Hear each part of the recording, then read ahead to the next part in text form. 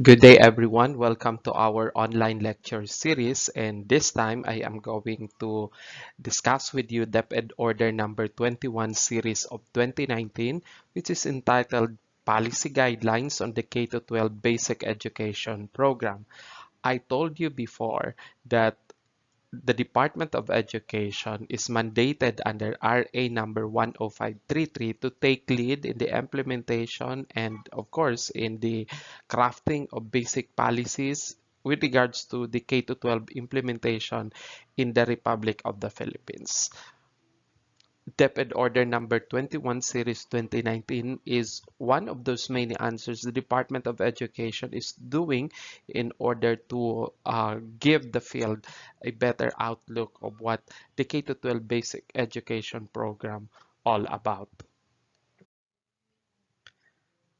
The K-12 basic education program background and rationale states that the implementation of the K-12 basic education program is considered to be one of the most significant educational reforms in the country. It introduces programs and projects that aim to expand and improve the delivery of basic education in the country. It seeks to provide the Filipino learners with the necessary skills and competence to prepare them to take on the challenges of the 21st century. It will make the basic education system in the Philippines at par with international standards by ensuring that it is appropriate, responsive, and relevant to the learners. In the presidency of Pinoy, President Aquino, that the K-12 was born or that it expanded the previously offered basic education in the Philippines from 10 to 12 years, and of course the kindergarten mandatory enrollment. And because of that, the Republic of the Philippines was removed among the three other countries in the world which are not implementing 12-year basic education: the Djibouti, the Angola, and the Philippines. So with the implementation of the K-12 curriculum in the Philippines is now removed among those countries which are not implementing the K-12 or the 12-year basic education program around the world. And because of this, it is said or it is considered to be one of the most significant educational reforms in the country. While we say that there are resistance during the time of the implementation and even today about the additional 2-year program in the basic education program, especially among those who says that because of this additional 2-year program in the basic education, it lengthened or it prolonged the agony of the school children to more 2 years, unlike before, where these children are supposed to be in the second year college. So that's one. But according to our policymakers, it's one of the significant educational reforms in the country. Well, we will see it as a innovation or as part of the improvement, really, because, well, there is also an added workforce and added employment opportunities for our teachers and syempre added improvement of structures in our schools. But basically, more so on the implementation of the curriculum wherein our children, sabi nga niyan, lutong-luto in their level because they were given additional 2 years in the basic education. A product of the collaboration with the Commission on Higher Education, or the TED, the Technical Education Skills Development Authority, the TESDA, and academe and industry, the K-12 Basic Education Program of the Department of Education is a curriculum that is accurate, in content, at par with the basic education curricula of other Asia-Pacific countries, and most importantly, appropriate to the learner's development. Well, we need to understand that today's world, we are becoming less and less in our border control. Unlike before, today you can already enroll in any university around the world by using our own curricula. So we need also to upgrade. We need also to be at par with our contemporaries, especially in the Asia Pacific, so as not to be left behind, so as to go together with the present educational reform systems around the world. Maybe we can say that really we are on that track, and that we have also to appreciate that, because as I've told you, education now is becoming borderless, that you can enroll anywhere, unlike before. So we need also to level up. We need also to be at par with our contemporaries, especially in the Asia Pacific countries that we deal with, or where we are located. And number three, the studies and proposals for a 12-year basic education reform started as early as 1925 with the Monroe Survey.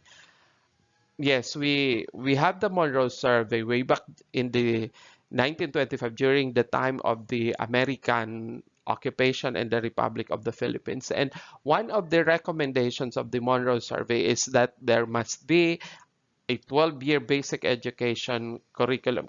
That's why the word grade 7 is not new. Before, there is also grade 7, only that continuous innovation, different leadership, politics, changing political structure in the country. That's the reason why there are also changes in the implementation of the educational system. But basically, we already have previous surveys, previous studies that show we want to add additional 2 year to be comparable with other countries around the world. Until the 1930s, the Philippines actually had 11 years of basic education, 7 years of primary, and 4 years of secondary schools.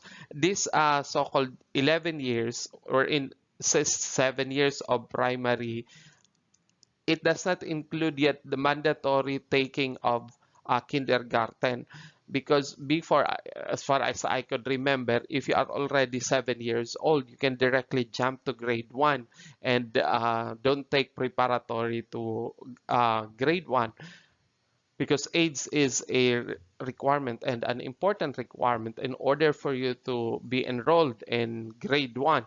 But now it's a requirement that enrollment in kindergarten be done prior to grade 1. That's why we have the K in the K to 12 program.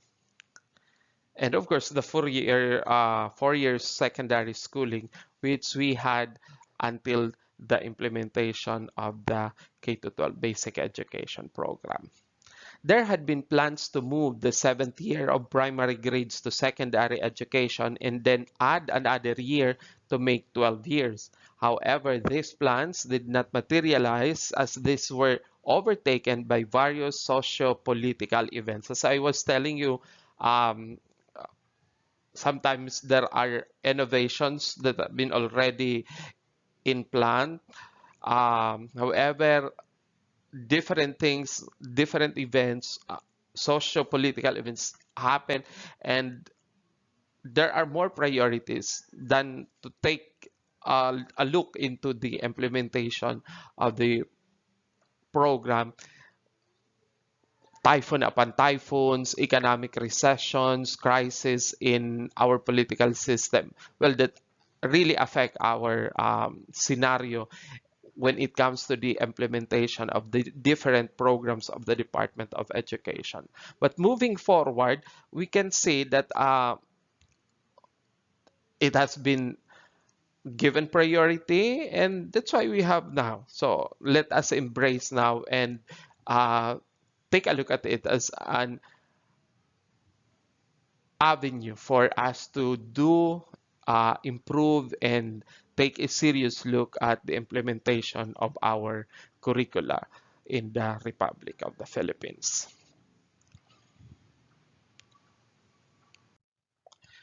Number four, the Department of Education, recognizing the need and significance of preparing preschool learners for daily life and schooling, pursued many initiatives to establish the kindergarten program.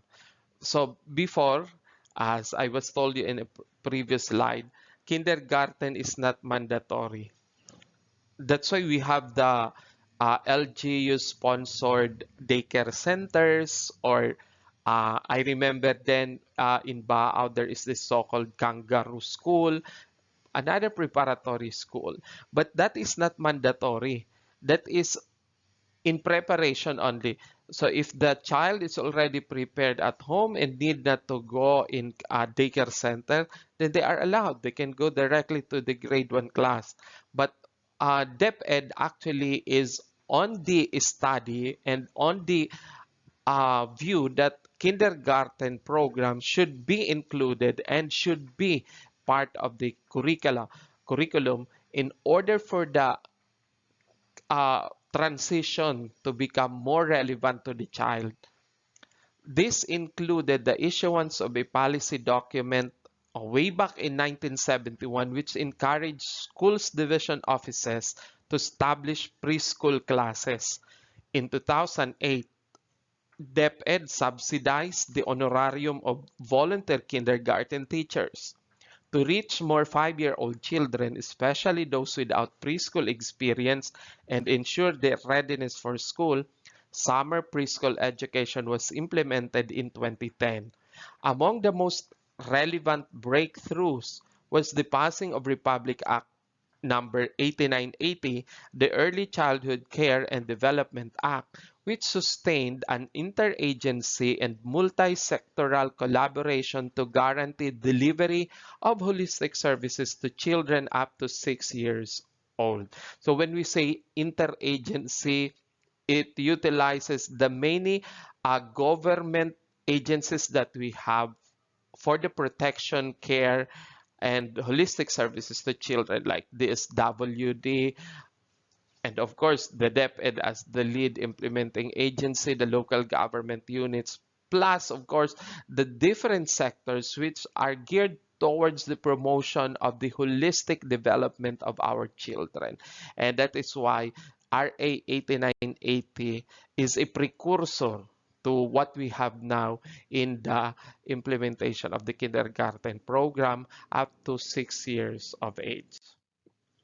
At the international front, so we also participated in international talk. The ASEAN 2015 charted the economic integration of the region. To meet the goals articulated in this document, our participation and being part of an international organization like ASEAN or the Association of Southeast Asian Nation, we need also to give in. We need also to be part of the global move towards the integration of the different programs and projects relating to basic education. We cannot deny that because our membership entails our responsibility also to uh, be with our fellow countries in our neighboring countries. So the Association of Southeast Asian Nations began working on a qualification reference framework that would enable comparisons of education qualifications among member states. Being the only Asian country with less than 12 years of basic education became further motivation for the Philippines to extend its secondary education by 2 years. So, as you look at it, in our own perspective, that we are the only Asian nation which is left behind because the rest of the countries in the ASEAN region is or are already implementing the 12 years of education, Philippines is behind. And that is the motivation. And that's why we have this now. On January 20, 2012, Republic Act number 10157 or the Kindergarten Education Act of 2012 was passed into law, making kindergarten mandatory for all learners. Its implementing rules and regulation are found in DepED Order number 32 series 2012. So, when was the kindergarten become mandatory for all learners? Only in 2012 with the passing of Republic Act 10157. But if you could see, it has been in study since 1970. So there are already studies, there are already programs incorporating it to the basic education, but only when that it becomes a mandatory requirement for all children to enroll first in kindergarten before they can enroll in the regular classroom program. Only when? Only in 2012. So that's why we really need to understand that it is very, very hard for our children to be in our classrooms without proper law or without a law mandating to be there. So only in 2012 with the passage of 101 Republic Act 10157. On May 15, 2013, Republic Act number 10533, otherwise known as the Enhanced Basic Education Act of 2013, was passed into law. This is now the mother law of the implementation of the senior high school. RA 10533 added 2 years of senior high school to broaden the goals of high school education for college preparation, vocational and technical career opportunities, as well as creative arts, sports, and entrepreneurial employment. It also makes education learner-oriented and responsive to the needs, cognitive and cultural capacity, and the circumstances of learners, schools, and communities through the use of appropriate mediums of teaching and learning, including mother tongue.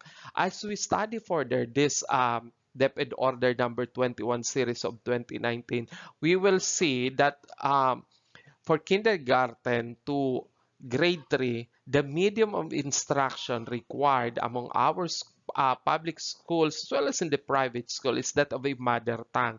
It means that children who are connected to their mother language from the moment of their birth up to they become primary school children, they have been longing for a tongue that will understand them, that they can understand them. And that is their mother tongue or the language which they learned at home. It is very, very difficult to understand things which you do not really understand. Unless you can understand it, that you can implement it, that you can be able to make things out of it because you understand it. That's why the mother tongue, as part of the basic education, is a wise decision of our department, and of course in the crafting of the law, because that will pave way to the implementation of a more understandable classroom medium of instruction. But MTB or the mother tongue based education is both a language and a subject. For it is a language because that will be the medium of instruction to be used from kindergarten to grade 3, and it is also a mother tongue subject for children enrolled in grade 1 to grade 3. And we have some difficulties actually when it comes to the implementation of the mother tongue because, you know, uh, Republic of the Philippines composed of many islands, and each island and islets has their own culture, tradition, and belief, and it's embedded in their very own language.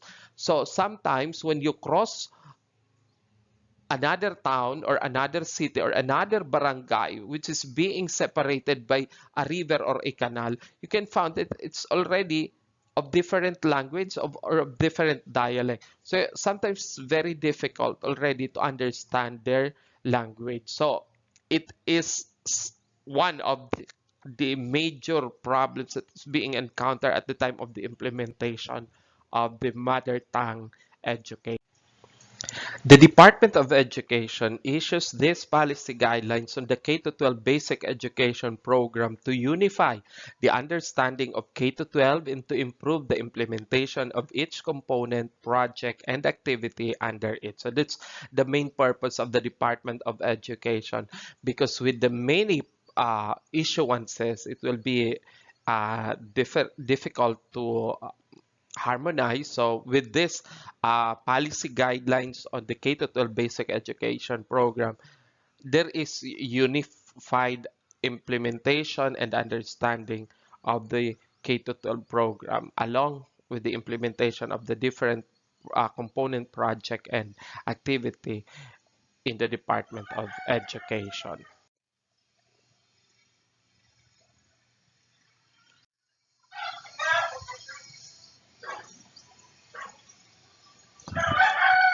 This policy aims to explain the K-12 curriculum and the programs for each key stage, describe the learner and his or her capabilities at each key stage, and show the curriculum, instruction, and assessment for each key stage. So, uh, since we are studying curriculum and, of course, the relationship of the curriculum among our teachers and of course in the implementation of the curriculum in the classroom, we need to understand this because it will be easier for us if we know it by heart and mind before we go to the actual classroom scenario. Letter B, establish the components of required to ensure effective implementation of the curriculum.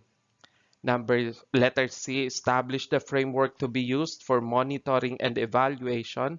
Set the frameworks for the different dimensions of the K-12 curriculum and guide the central, regional, and schools division offices and schools in effectively organizing and managing the implementation of the K-12 basic education program. The scope of this policy is intended to guide the central, the regional, and schools division offices and schools in effectively organizing and managing the implementation of the K-12 basic education program. For our soon-to-be teachers, you need to understand this because this will be your guide towards the understanding of the implementation of the K-12 education program. Since you will be soon part of the teaching force of the Republic, whether you were hired in the public or private school, this should always be your guide. Unless sooner or later another issuance is released to the field, but this time it's very timely for you to understand this. It aims to provide concrete basis for developing programs, policies, and issuances relative to the implementation of the K-12 basic education program at each governance level of the department. The policy also benefits other stakeholders such as partners and partner schools, non-government organizations, parents, and advocates, among others, by providing a comprehensive explanation of what the program is so that they may contribute to its effective implementation and improvement. So see, it is very, very timely because our people in the field will be guided, our would-be teachers will be guided of what are the things that they need to understand of the K-12 education program that is being implemented and is continually improving as time passes by. So let us take a look at the definition of terms, for it will guide you to understand better our curriculum. We have the word competency. The competency refers to a specific skill performed with varying degrees of independence. So that's what we mean by competency. It has different degrees of difficulty and performance levels. It also refers to the ability to perform activities according to the standards expected by drawing from one's knowledge, skills, and attitude, or that what we call as KSA. So you need to understand competence as referring to that specific skills that is being performed by our children, by our school children with varying degrees of independence. When we say content, this is the scope and sequence of topics and skills covered in each strand, domain, theme, or component. Let's say, for example, in Araling Panlipunan, we have grade 7 for Philippine history, grade 8 for um, continuation of the Philippine history with the incorporation of our Asian nations, and then third, continuation of Philippine history with the integration of our Asian nations to the world. So that is what we mean by content. So that refers to scope and sequence of topics and skills covers in each strand, domain, theme, or component. Key stage. This refers to stages in the K-12 program reflecting distinct developmental milestone. Assessment of learning is critical at the end of each stage. These are Key Stage 1, kindergarten to grade 3. Before it is being called as primary, but this time it is called Key Stage, kindergarten to grade 3. Key Stage 2, grade 4 to grade 6. Key Stage 3, grade 7 to grade 10. And Key Stage 4, grade 11 and 12. Key Stage Standard. This shows the degree or quality of proficiency that the learner is able to demonstrate in each key stage after learning a particular learning area in relation to the core learning area standard. National certificate. This is very common to everyone, especially those who took up already senior high school, passed the NC that is being given by the TESDA, or the Technical Education Skills and Development Authority, and you have the national certificate. So what do we mean by this national certificate?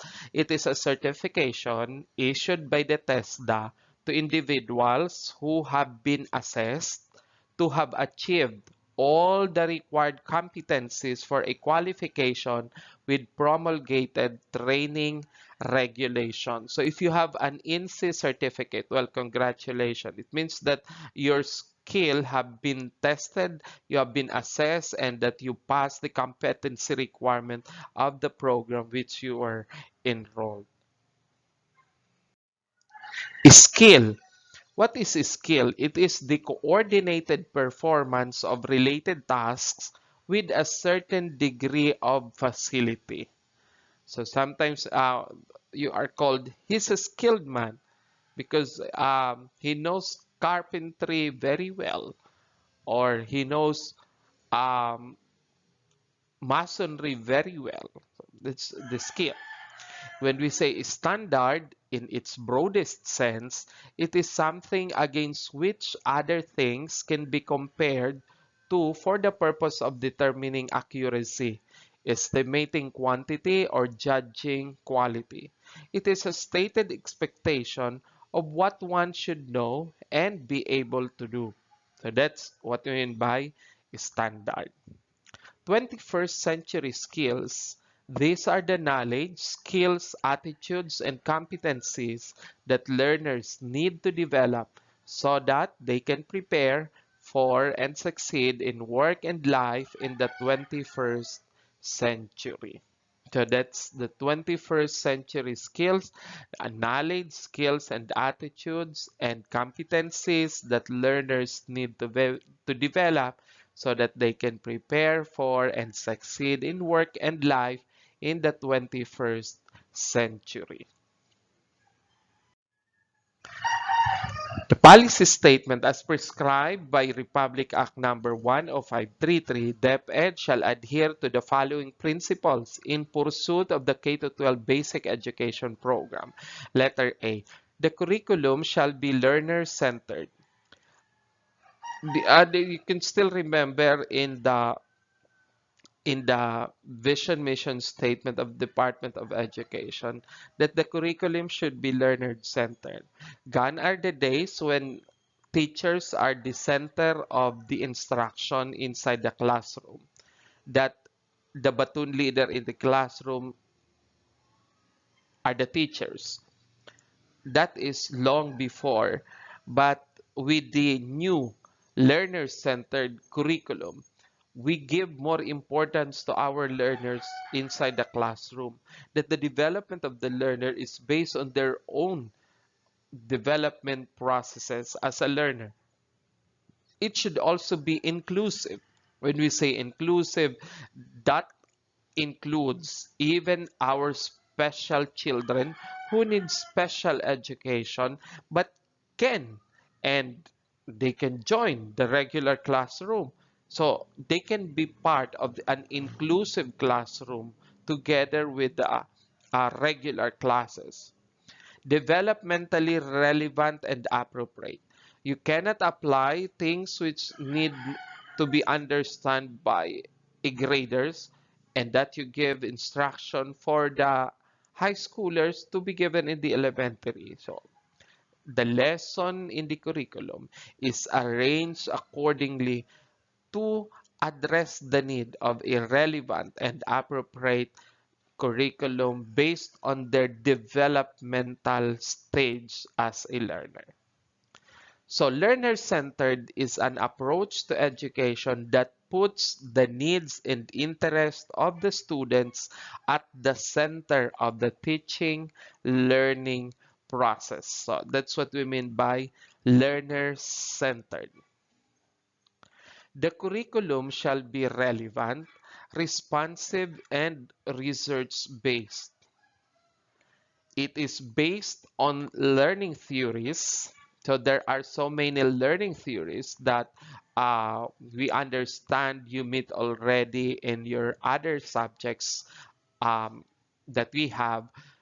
So learning theories, there are theories that the learners learn because of the left right brain function, because of the intelligence of the multiple intelligences.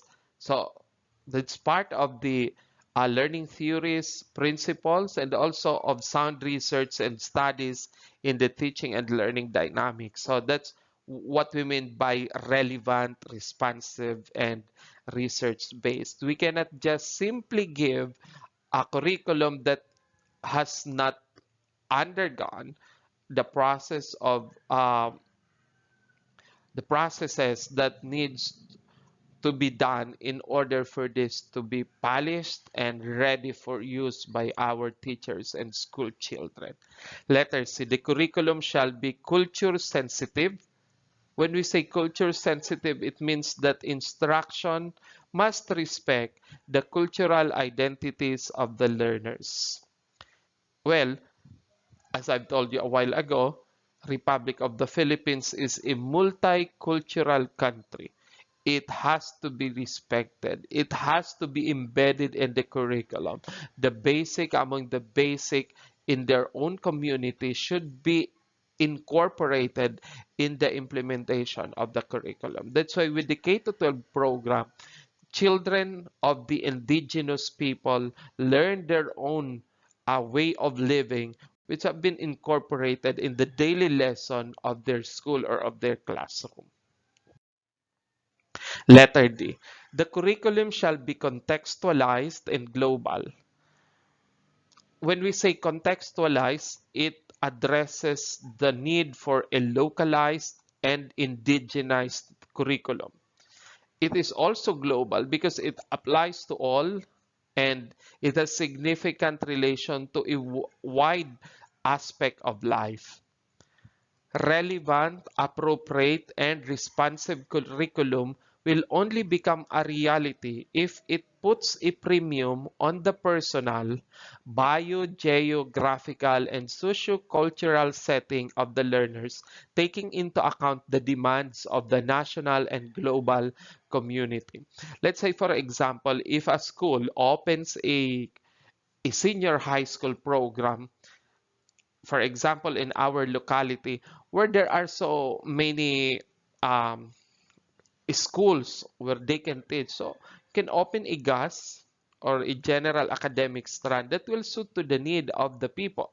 So that's what we mean by making it localized. Or for school children, why not use the apple which is not local to the place when you want to represent color red? You can use tomato just simply to show that it's color red. Sometimes people use apple to show that it is color red. So there are so many local material that can be used for us to understand that it is more connected to them, more for them to understand because it is being seen daily in the locality. Letter E, the curriculum shall use pedagogical approaches that are constructivist, inquiry-based, reflective, collaborative, differentiated, and integrative. When we say pedagogical approaches, when we say pedagogy, pedagogue, teacher. So pedagogy, that's the approach, the teaching approach of the teacher. So the teacher must be constructivist. When we say constructivism, teachers should view learners as active constructors of what? Of meaningful knowledge. And this is usually done, the constructivism is usually done because the children is being considered by the teacher to have prior understanding of the world around him. That there is already an embedded knowledge or learning to the child where the teacher will just add in order for the child to better understand it. But the construction of the information and of the knowledge will come from the child or from the learner himself and not from anybody else. Inquiry-based learning puts a premium on questioning, investigating, proving, probing, explaining, predicting, and establishing connection of evidences. Well, inquiry-based may be applicable to science when conducting investigatory projects or researches in science. Well, you can use the inquiry-based approach where learners are given the opportunity to ask, to investigate, to prove something through experiment, or to prove conducting extent research. They can also explain, they can predict, and establish connection of evidences. That's the inquiry-based approach to learning. Then we have the reflective learning, which provides opportunities for learners to reflect on what and why they need to learn and how to go about it. For example, in the subject ESP or Edukasyon sa Pagpapakatao, there is this moral dilemma wherein the teacher will pose a situation of almost two equal important scenario that the learner need to decide, and they are of a dilemma, of a moral dilemma of what are they going to do. So they need a reflective understanding of this. So by having a reflective pedagogy, the child will learn to reflect on himself or herself how these things do happen, how this affects the environment that he or she has. So that's a reflective learning. Collaborative approach, on the other hand, allows learners to share ideas between and among themselves, collaborative approach, thus developing the value of cooperation, respect, camaraderie, and tolerance. So in collaboration, you can employ group activity so that they can collaborate with one another by assigning leaders, assigning secretary, rapporteur, etc. Or you can have a dyad to a collaboration of two among your students or your learners. Or you can have a group of five or a small group that is part of collaboration where each of the learner can participate, can share their basic knowledge or information to one another. Differentiation takes into great consideration the different learning styles and multiple intelligences of the learners, which are significant aspects of their individual differences, not only as learners but also as individuals. And finally, the integrative pedagogy, which espouses the importance of connections and relationships of ideas and concepts between and among disciplines. For example, in kindergarten class, wherein there is no particular subject among the kindergarten children. You cannot say a subject in science, English, Filipino, but it actually integrates these subjects through theme in the kindergarten. So in each theme, you can also learn, or the children in the kindergarten can already learn the different integration of subject areas. Only that it is not particularly named as such a particular subject area. The curriculum shall adhere to the principle and framework of mother tongue-based multilingual education, or the MTB-MLE, in the early grades, so kinder to grade 3. Instructional materials and capable teachers to implement the MTB-MLE curriculum shall be available. That is why it is very hard for a teacher, for example, assigned in Rinconada, who are teacher applicants coming from the Partido area or the Central Bicol speaking area. They cannot adapt easily to the language of the Rinconada because it is hard for not speakers of Rinconada dialect to understand it.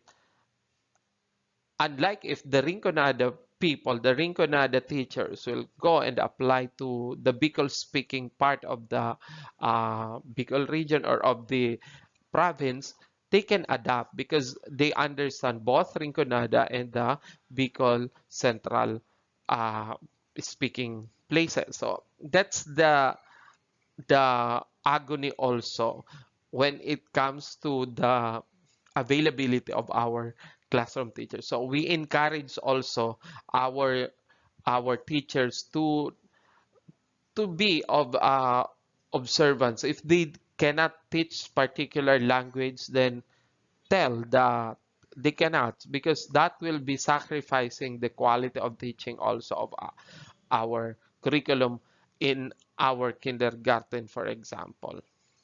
G, the curriculum shall use the spiral progression approach to ensure mastery of knowledge and skill after each level. When you say a spiral progression approach, it starts from a very simple knowledge and to a complex one. That's why it's spiral. It starts from the very, very basic and then to the complex one. It's getting bigger and bigger in the scene. That's the spiral approach to the curriculum. This pedagogical feature follows the idea that concepts are introduced at an early age and deepened in succeeding years. That's why before the teaching is compartmentalized. For example, in science, you have the Gen Sci in grade 7, grade 8 biology, grade 9 chemistry, grade 10 physics. Before you can learn or understand physics, you need to become fourth year in the first place. Or if you want to understand biology, you need to become second year first. Or if you want to understand chemistry, you have to be enrolled in the third year, third year level, third year high school. But in the present curriculum, from the moment you enrolled in grade 7, everything is connected from that of your grade 6 understanding up to your grade 10, to your grade 12. That's what we mean by spiral progression curriculum. Letter H, the curriculum shall be flexible enough to enable schools to localize, indigenize, and to enhance it based on their respective educational and social contexts. According to one theorist or one author, that mother tongue is our basic understanding of the world around us. We cannot understand the world around us if we do not understand our mother tongue. So, the curriculum also should be flexible. It means that it can be enhanced from time to time in order to suit the need of the local place. For example, in Baao. So, we need to understand that Baao is an agricultural land, an agricultural municipality. So we can localize it by using agricultural tools as way of understanding agriculture, or we can also indigenize our curriculum by letting it part of our lesson, the teaching of the local farming in Ba'a, for example, and then enhance it in their respective educational and social context. Places living in the upland, they have different activities in planting, for example. They track their season through the arrangement of the stars, so we can use that as part of the respective educational and social context of our school children. The production and development of locally produced teaching materials shall be encouraged, and the approval of this material shall be devolved to the regions and divisions subject to approved standards and monitoring at the central level. So there are materials that is being published, as you can understand now. We have so many modules that is being prepared along the way in the division office, and this actually encouraged by our central office in order to meet the need of our local people. So let's study the learner. When we say learner, what comes into your mind? Because before, when we were in elementary, we are called pupils in the elementary. When we were in high school, we are called students. That's why even the association of um, the SPG in the elementary, it's a Supreme Pupil Government. In the secondary, it is called SG, Supreme Students Government. But now, when we say learner, it includes or it refers to any individual, regardless of age. So when you are enrolled in grade 1 and you are already 30 years old, you can no longer be called pupil, but you are a learner, regardless of age, regardless of sex, whether you are male or female, regardless of ethnicity, whether you are Waray, Bicolano, Tagalog, whether you are you are an Ilocano, a Cebuano.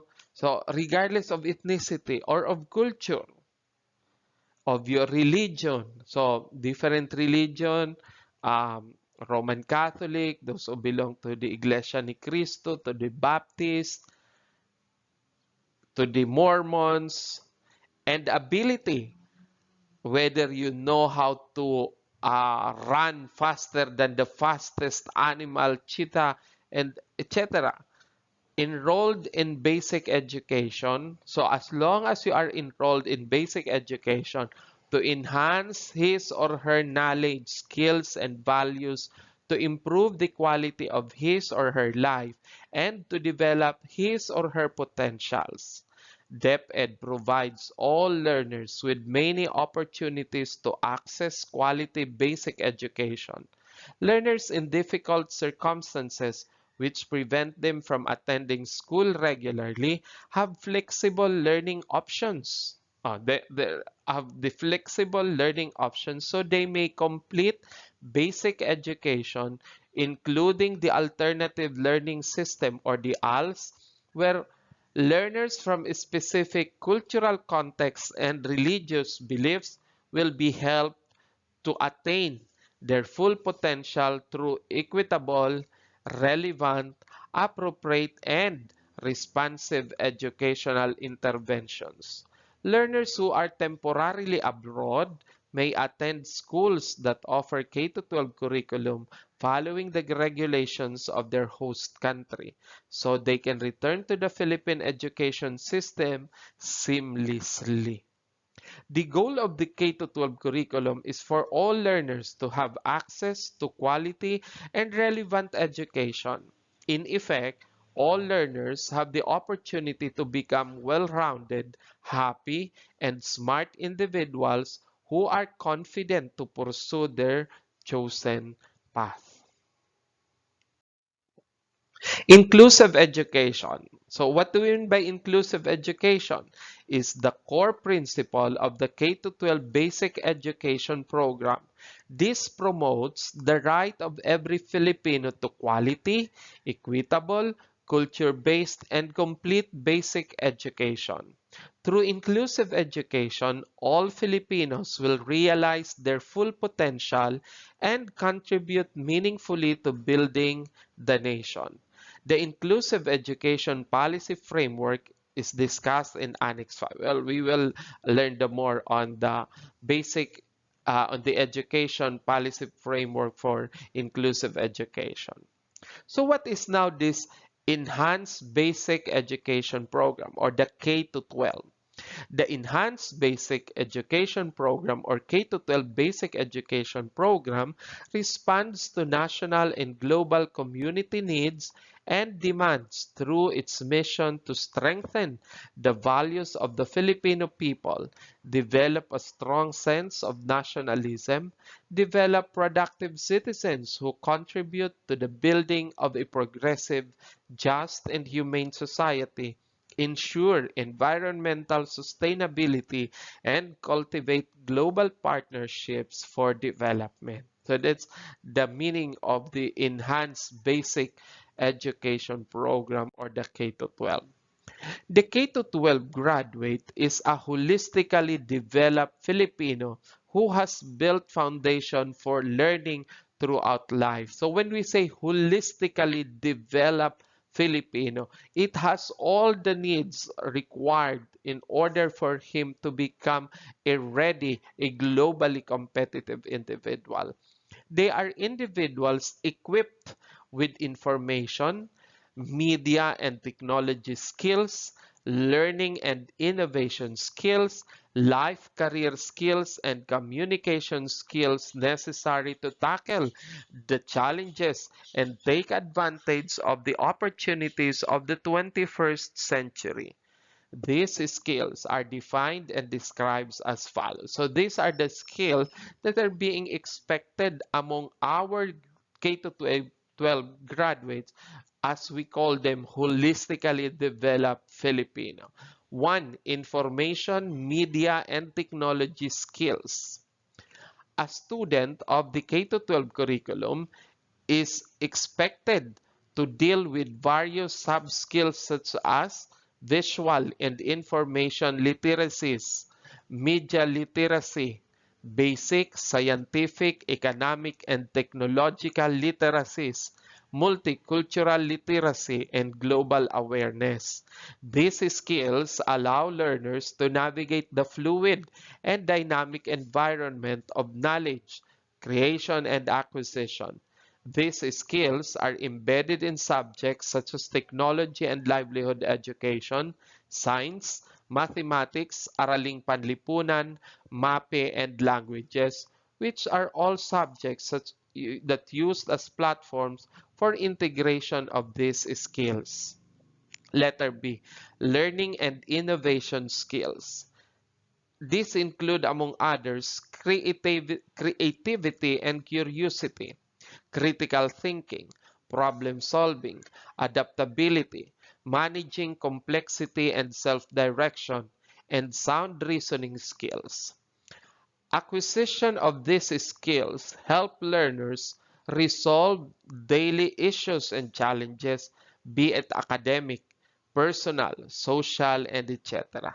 Learning and innovation skills are honed in all subject areas and across grade level. So that's the learning and innovation skills. We are expecting you, our dear graduate of the K to 12, that you have that creativity and curiosity, that you ask things around you, that you have that critical thinking of the things that is being happening, that you do not only use your emotion, but of course, most importantly, your critical thinking ability to solve problems that are being thrown upon you by time. Communication skills enable learners to easily adapt to present and future challenges and opportunities. Teaming, collaboration, interpersonal skills, and interactive communication are parts and parcels of the 21st century's learning and are integrated in all learning areas, which are gradually developed through the learning competencies and performance standards. That's why you are allowed to do some talking, some speaking engagement. Like in our subject, we let you do the Sabayang Bigkas and other platform introduction of yourself that will gear toward the development of your communication skills.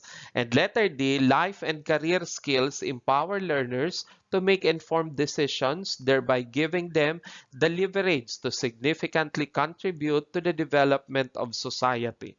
Flexibility and adaptability, initiative and self-direction, social and cross-cultural skills, productivity and accountability, leadership and responsibility form part of the said skills. So it allows you to decide for yourself on how to become a developed person.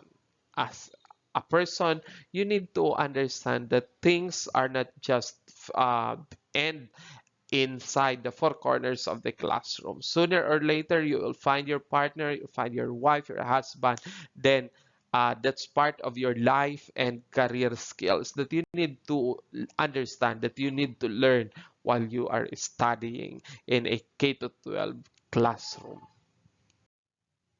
These skills, coupled with curriculum support system and DepEd core values, are designed to holistically prepare the K-12 learners to become effective in helping address the needs of the nation by pursuing higher education. So those who are finished with K-12, you can pursue higher education. Like what you have now, you are enrolled in the Bachelor of Secondary Education. Or employment. You can a graduate of the K to 12 program, since you, especially those who have the NC or the national certificate, you can apply for employment already. Entrepreneurship, or you can open up your own business, or middle level skills development. As a result, K to 12 graduates are able to engage in productive and creative undertakings individually or collaboratively. Specific curricular features in the different key stages are discussed in detail in the succeeding annexes. Well, when we study more the annexes, we will learn more these key stages, which covers 13 years of basic education with the following key stages: kindergarten to grade 3 or the primary school, grade 4 to 6, the middle school, grade 7 to 10, the junior high school, and grade 11 to 12, the senior high school. Details about key stages 1 and 2 are found in Annex 1, while Annex 2 presents the details on key stages 3 and 4. Flexible learning options, or the FLO, for learners who are unable to participate fully in formal schooling, like what we had for those learners who are working. Then for various reasons, there are alternative delivery modes and the alternative learning system also discussed in Annex 3. So these are the pathways and the equivalences.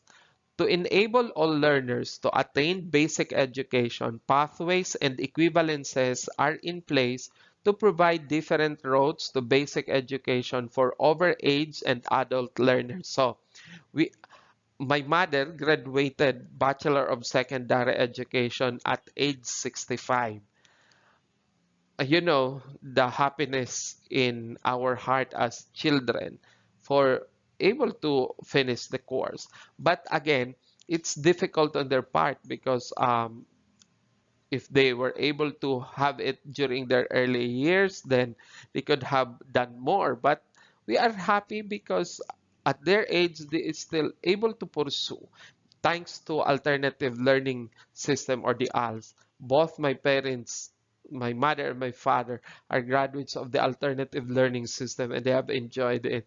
And now my mother is a graduate of Bachelor of Secondary Education. These are the past and equivalences that you can use in order for those who cannot enroll and go to regular classes in the formal classes, they can have the alternative one. So the overall goal of the K to 12 is holistically develop Filipino with 21st century skills. That's the overall goal of the K to 12.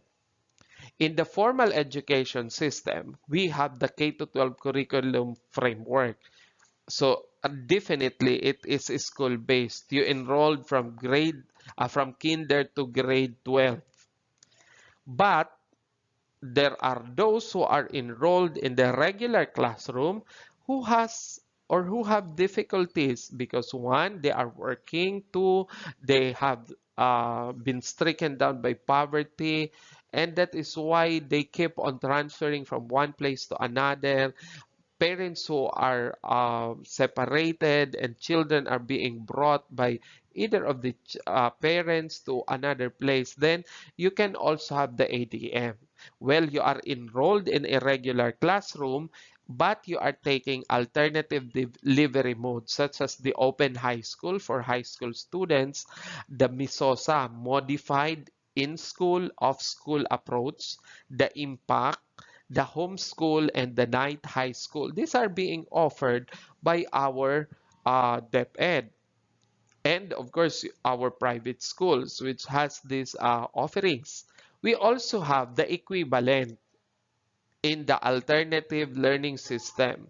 The alternative learning system K to 12 curriculum framework, center-based. When we say center-based, we have the community center in the community. It's a community-based. Well, the learning, it could be the teacher, the ALS teacher who can go to the house of the learner, visit the learner, or they can conglomerate, they can have the meeting in one center in the community. Then we have also the blended learning. Blended because it could be modular or online. That's what we mean by blended learning. Or learning by modules because ALS have different modules. Then in both the alternative and the formal school, there could be a national assessment framework. Those who are taking the ALS, they have the accreditation and equivalency test, or the E&E, where they can jump from grade 1, they can be in grade 10 because of the passing of the A&E exam. Then we have the both also, the regular and the alternative can take the TESDA national certification to have an NC. Then we have also the Philippine Education Placement Test. It is different from that of the TESDA. The Philippine Education Placement Test, the PEPT, is being given to schools, to the students who are enrolled in the regular classroom, but they want to be upgraded in their grade level because also they are behind by means of their age or by reason of their age. So they can also take the PEPT. And of course, in both programs or in both system, the formal and the alternative, there is the so-called graduation and moving up exercises. So the K to 12 conceptual framework, when we say conceptual framework, before actual implementation of the program, there is this concept, how it is being done. You are looking at the picture, how it will be done by having this framework, by having this framework.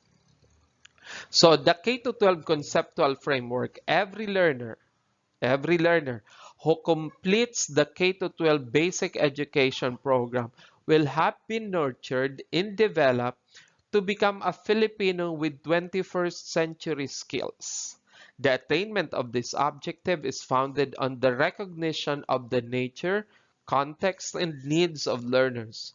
The graduates of the K-12 program will have the necessary physical, cognitive, socio-emotional, and moral preparation so they can determine their own purposes for learning in consideration of current and emerging needs of their immediate, local, national, and global communities. So, for example, in this context, the philosophical and legal basis. So, it is being written there what are the philosophical and legal basis of the K-12 basic education. So written there the different republic acts that are being passed by our Congress for the implementation of the different curricular program, and of course the different and various statements of DepEd when it comes to the implementation of curriculum as the leader in the implementation, the different service conducted, the EDCOM, and of course the four pillars of education that is being given by the UNESCO as being part of the United Nations. Then we need also to understand the nature of the learner, the needs of the learner. So that's written there. The needs of national and global community are also considered in crafting the K-12 conceptual framework.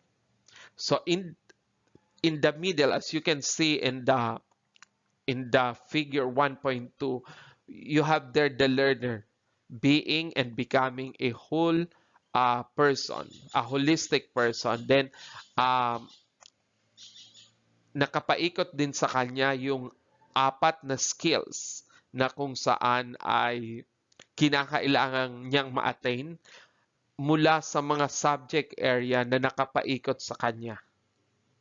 Then we have the holistically developed children. By, of course, we also have the monitoring and evaluation, the assessment, in order for our learners to um, be given an input if there is any that they need. The K to 12 graduate is equipped with the following 21st century skills: information, media, and technology skills. We have already discussed this. Learning and innovation skills, communication skills, and life and career skills. These skills are embedded in the curriculum and gradually developed through the learning competencies and performance standards. This is illustrated in figure 1.2 in the previous slide. Education provides contextualized practice for the application of 21st century skills as these are embedded in different learning areas. When learners finish K-12 basic education, they are then able to apply this to life. The DepEd envisions Filipinos who are ready for four possible exits. So, and as I was telling you a while ago, after you finish the K-12, you can be employed because you have the NC or you have the skills. In TRIP, you can do the business or middle skills development and higher education, those who want to continue college. And these options are shown in figure 1.3. So this is the curriculum exits. Yan yung mga pupuntahan kung sakasakaling matapos. So yan po ang curriculum exits. So after all the skills that you have there and the higher education, etc., yan na po ay mga pwedeng maging exit natin bilang mga estudyante ng K-12. In formal education, learning areas are taught using interdisciplinary and multidisciplinary approach. Science is taught in relation to math and vice versa. There is a relationship, there is interrelation of disciplines. Science is taught in relation to math. The content in science, health, art, and physical education may become reading materials in English. For example, the different parts of the flower.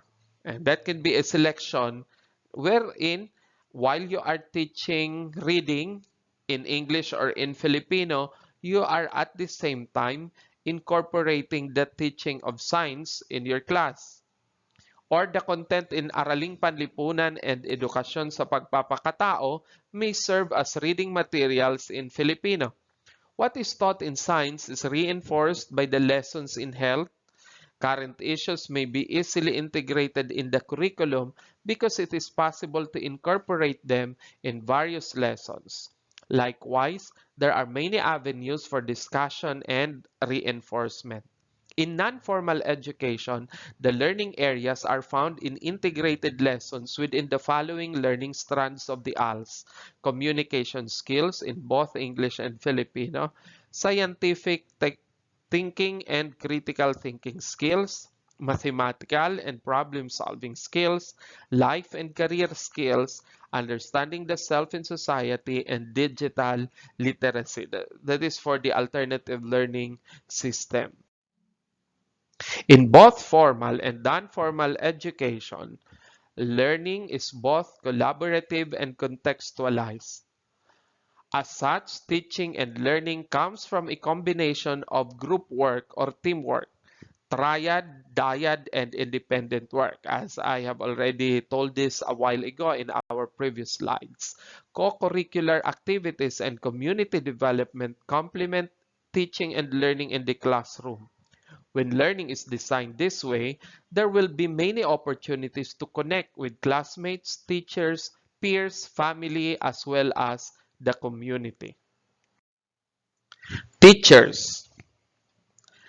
The K-12 reform has changed the landscape of teacher quality requirements in the Philippines. So be very keen in understanding this because you would be teachers in both public and private school upon finishing the course. So what are the reforms that has been undergone in order for our teachers to become ready in terms of delivering a quality teacher requirements in the Philippines? The reform process warrants an equivalent supportive focus on equipping and preparing teachers to deliver the K-12 curriculum. Through DepED Order 42 Series 2017, DepED adopted the Philippine Professional Standards for Teachers or the PPST, building on the National Competency-Based Teacher Standards. The PPST articulates what constitutes teacher quality in K-12 reform across well-defined domains, strands, and indicators that provide measures of professional learning, competent practice, and effective engagement. The PPST establishes the standards that define teacher quality through 4 career degrees. So teachers also are being defined when you are already in the public school, or it could be adopted in the private school. That of the beginning, proficient, highly proficient, and of course the distinguished. That's why when you invite, for example, a speaker and you address them, the distinguished teacher in Araling Panlipunan, it means to say this teacher where you are invited is already undergone the different stages from that of the beginning, proficient, highly proficient, and now a distinguished professor or teacher. It is founded on teaching philosophies of learner-centeredness, lifelong learning, and inclusiveness, among others. So it always have to become ready. That's why I am teaching you now this, because as would-be teachers, I would like you to equip with the necessary teaching skills which are anchored on the philosophies of learner-centeredness. Bakit may mga inirereklamong teacher? Bakit may mga nakakaaway na teacher ang mga magulang? It's because these teachers lack this understanding of the basic in the public teaching or in teaching profession. The PPST is operationalized through various mechanisms, including teacher professional development program. That's why when you become teacher, it does not end there. It does not end with having a license with you. It is a continuous process. You have to enroll in different career programs in order for you to progress, and then assess the progress of the teachers through learning action cells, then the continuing professional development through RA 10912. That's why you cannot renew your license if you are not enrolled in a continuing professional development programs. Materials, facilities, and equipment. So I was told you the good thing also of the K to 12, there are added materials, facilities, and equipment. Text-based and non-text-based learning resources suitable to the needs of the learners are aligned with the curriculum, addressing the learning competencies found in the curriculum guides. Each learning resource is tagged with its corresponding competency codes, and these materials are provided to all learners and teachers for the enhancement of the learning and teaching process. So that there are, of course, textbook, and these textbooks are of include also yung mga text-based, rather hindi textbook, text-based learning resources that include textbooks, teachers' manual, learners' materials, teachers' guides, readers, and worksheets. These all undergo a rigorous screening and evaluation prior to their publication or distribution. Well, you can you can say na, di ba sir, meron namang mga issues ng mga mali, etc. Ang hindi natin control lahat ng materials, kasi kapag teacher ka, gumawa ka ng yung sariling learning resource material, well, that's supposed to be for your own classroom lang. Now, pag lumabas yan sa, halimbawa, pinost mo sa social media, sinirculate yan, that is no longer controlled by the department. That's why you have to be very careful that if it is a teacher-made material, that is for the consumption of the classroom, because each of you understand what's the meaning of that inside the classroom. Do not post it in the social media where you are gaining a lot of interpretation from those people who do not understand the basic tenets that have been undergone while inside the classrooms. Ang kinakailangan kung pang-classroom lang yan, wag mo nang i-distribute. Dahil kayong nasa loob, kayo lang nagkakainintindihan. Hindi yan alam ng mga nasa labas. Tapos ngayon, puputaktihin ngayon ng mga comments na ito ay mali. Kasi nga, i-share mo. So, let us be very careful. Especially ngayong lahat na ay madaling i-post sa social media. These learning resources are transcribed into Braille. So, Braille ay para sa mga visually impaired person. So ngayon, yung mga materials para sa mga visually impaired person ay naka-emboss para ma-appreciate naman. That's part of the inclusive education. Learning resources for subjects taught in the mother tongue are contextualized in the regions and divisions. Modules and basic literacy learning materials were developed for ALS learners based on the enhanced ALS curriculum, while materials were also created for madrasa education. The learning resource management and development system has been developed to provide an arrangement for assessing, acquiring, adapting, developing, producing, and distributing quality learning and teaching resource material for students and teachers. This is an online facility where you can search different learning materials through the online portal of the Department of Education entitled LRMDS. It is supported by the collaborative work among the central and regional division and school personnel on ways of improving access to quality instructional and learning materials. A database of the curriculum guides and digital copies of these learning resources tagged with their respective competency codes are made available and free to use at the Learning Resource portal. Tag print resources include learners' materials, teachers' guides, and ALS materials which have been previously distributed to schools but are still relevant for specific learning competencies. And due to the diversity and number of senior high school subjects, learning resources are classified into 5 course packs, each with specific learning resource. A reader is recommended for topics that can stand alone, such as humanities subject, complemented with teacher's guide, while a manual is for skills building and procedural topics as seen in TVL subjects. That's why most of the TVL tracks are given manual instead of a teacher's guide. Activities can be included in these materials, or a separate activity workbook may be recommended for subjects in the arts. Proposals for the development and use of videos presenting procedures and lectures are also made for highly technical subjects in the sciences and TVL, and specialized subjects in the arts and sports track to aid both learners and teachers in deepening their understanding of the topics. The non-text-based learning resources are the tools and equipment for math, science, and technical vocational livelihood classes. Their technical specifications have been identified and placed in the tools and equipment database and uploaded in the LR portal. Non-text learning resources have been tagged with competencies using the Learning Competency Code. This can be found in the curriculum guides uploaded in the website.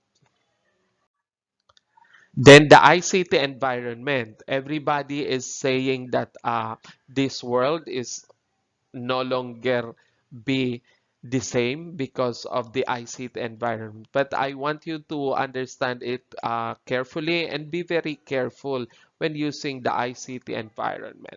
The Department also of Education envisions an ICT as a powerful tool and important medium in delivering curriculum content. That is very, very true. Now, with the pandemic, it is very um, useful not only in DepEd but also in other line agencies of the government to identify possible areas for ICT integration in the teaching learning process.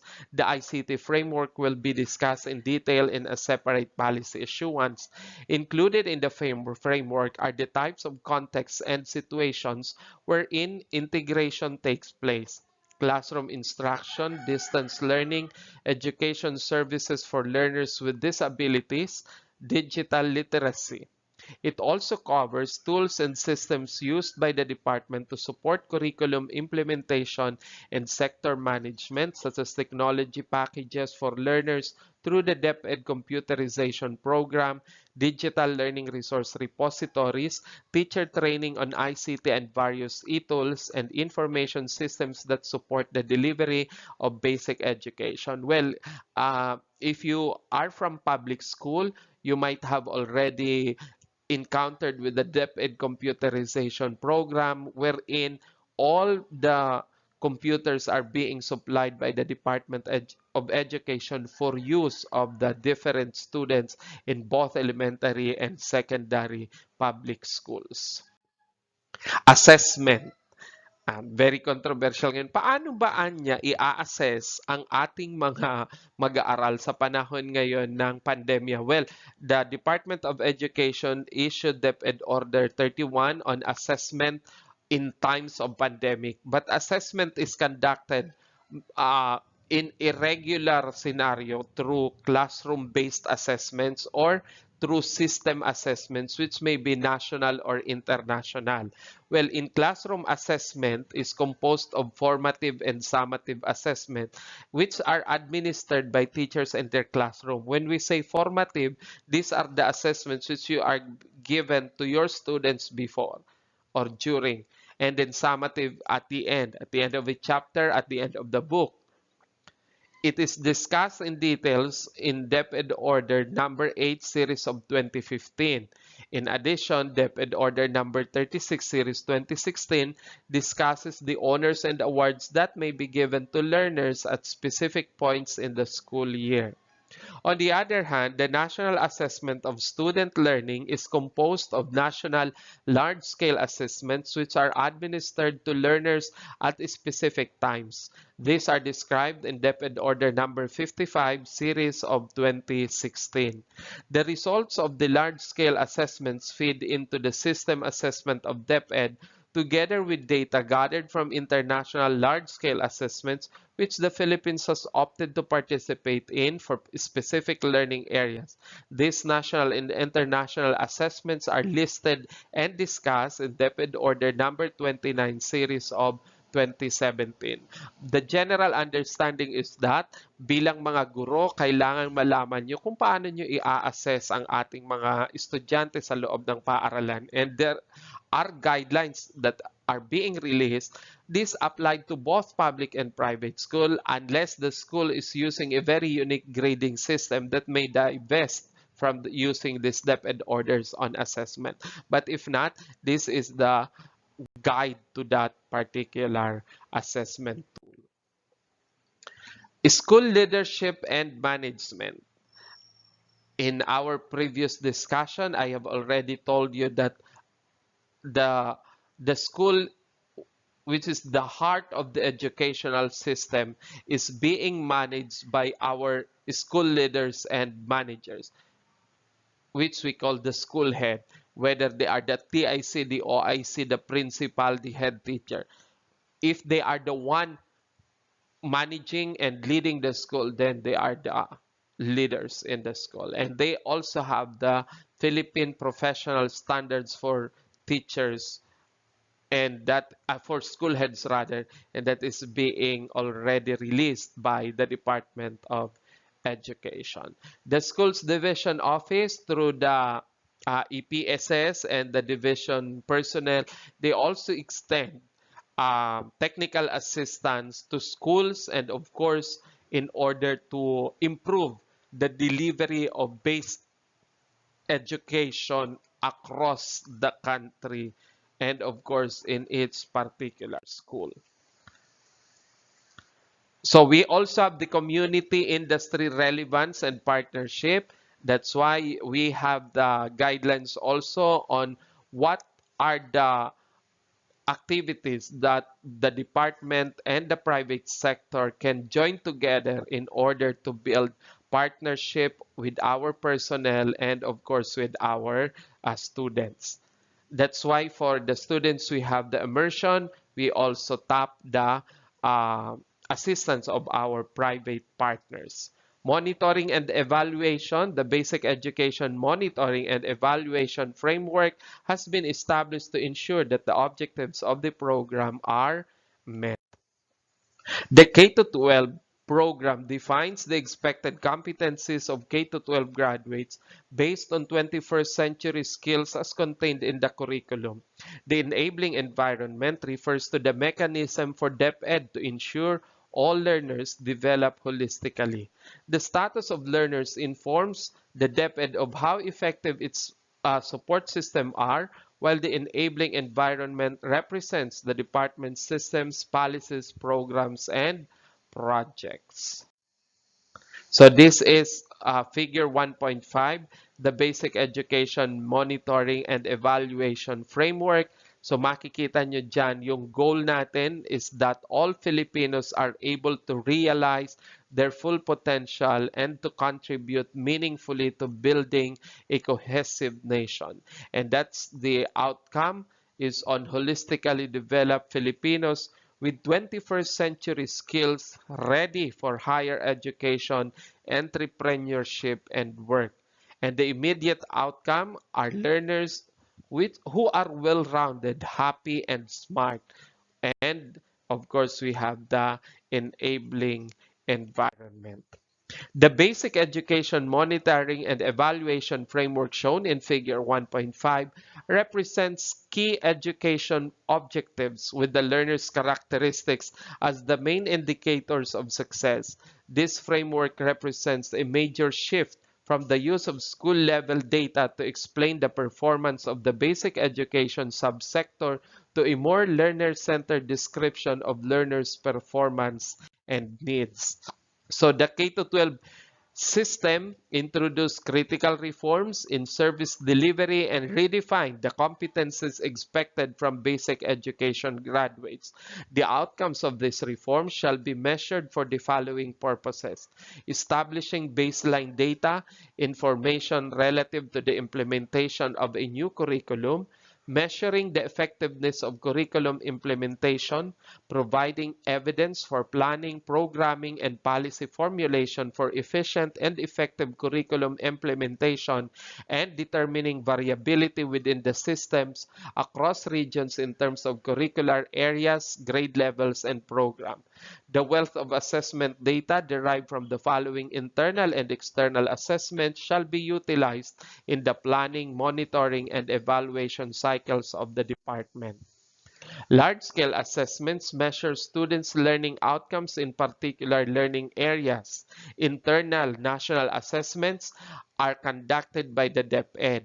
External international assessments are conducted by international organizations such as the Organization for Economic Cooperation and Development and the International Association for the Evaluation of Educational Achievement.